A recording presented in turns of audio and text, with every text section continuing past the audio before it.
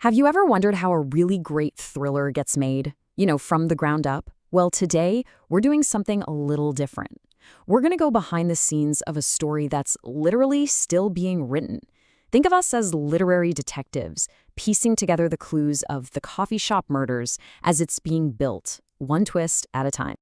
So, what's the big deal about this story? Let's dive right into the evidence and figure out why the coffee shop murders is such a unique case for us to crack open. This whole setup gives us a really rare chance to ask a pretty cool question. How does a modern thriller actually come to life? We get to see the author's blueprint, uncover all the essential building blocks that make a story really suspenseful. Okay, our first clue comes straight from the source. This isn't some finished novel you'd find on a shelf. It's a work in progress by an author named Claudia Reid. And you can already see the main pieces taking shape. We've got our hero, Detective Roman Trexler, a serial killer loose in Queens Village, and this mysterious victim they're calling the Coffee Girl. And this, quote, it just nails what we're doing here. We're not just reading a story. We're actually looking at its raw DNA as it's being put together. It's an incredible chance to see how an author weaves all these threads, characters, plot, suspense, to create something that keeps you on the edge of your seat. All right, we have our mission. Let's open the case file. It's time to get into the thick of it and dive straight into the narrative, starting exactly where every great thriller begins, the crime scene. So, picture this. Our story kicks off inside Maggie T's Teashop in Queens Village. It's after hours. You can probably still smell the coffee and cinnamon in the air. It's that cozy, quiet kind of place where you'd never, ever expect to find anything horrible. Which, of course, makes what happens next that much more terrifying. But that quiet is just shattered when this gruesome discovery is made in the dumpster out back. 3 women, Amy Norton, Tammy Bronner, and Lindsay Leaks, are found.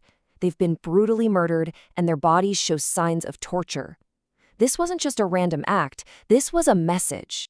So, who's the detective that has to catch this monster? Well, get ready for a heck of a twist, because the guy leading the whole investigation, he's also the one with the most to hide. Let me introduce you to Detective Roman Trexler. He's 45, an ex-Marine, you know the type, chiseled jaw, that look in his eyes like he's seen it all. But trust me, nothing could have prepared him for the phone call he's about to get. Because the man who's investigating these horrific murders is also the #1 suspect. And you're probably asking, why him? Well, the evidence is absolutely damning. His DNA was found on all 3 of the victims.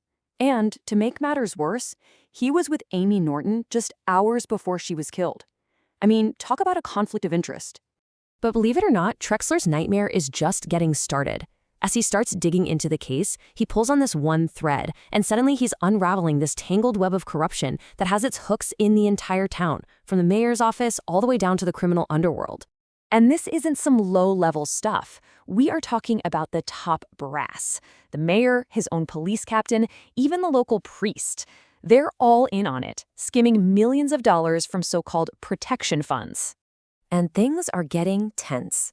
The town's corrupt leaders are caught in this massive vice grip between 2 powerful international players, a ruthless businessman named Mr. Chen from East Asia and the shadowy figure from the Gulf named Khalid.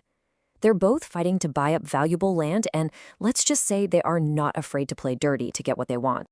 This whole high-stakes game creates this intense pressure cooker environment, and it's pushing our detective, Trexler, right to the edge.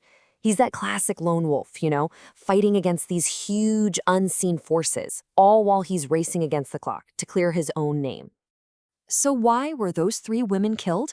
Simple. They knew too much. They were loose ends in this really dangerous game of secrets and lies, and for that, they paid the ultimate price. So all of this, the corruption, the murder, the frame-up, it's all hurtling towards an explosive climax. Get ready for what they call the Midnight Reckoning, where all the secrets and betrayals are going to collide in one final bloody showdown. And the whole final act goes down on a very tense New Year's Eve. As that clock ticks down to midnight, the dominoes just start to fall, one after another. There's a shocking confession, a family gets completely torn apart, and then a final brutal showdown in a dark alley. And just when you think it's over, a brand new player, this boss lady, steps onto the scene to deal her own kind of justice. Okay, wow. Let's just take a breath. Now that we've seen how the story plays out, let's step back and look at the bigger picture. In this last section, we're going to go behind the story and really break down the elements that make this thriller so effective. So, what actually makes this story tick? Well, it's this fantastic mix of old school noir and modern conspiracy thriller. You've got the classic flawed hero, a town that looks perfect on the outside but is rotten to the core, and then you throw in this dose of international intrigue. But really, at its heart, this is a story about revenge, with a crime that hits dangerously, dangerously close to home for our hero. And just like that, we've come full circle. We've seen how the author has expertly woven together all these classic and modern pieces to create a story that feels both timeless and incredibly current. So yeah, the killer gets caught, but the story is far from over. And it leaves us with this huge question. In a town that is literally built on a foundation of lies, is real justice even possible?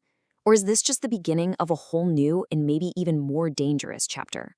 That's the kind of question that's going to stick with you long after this is over.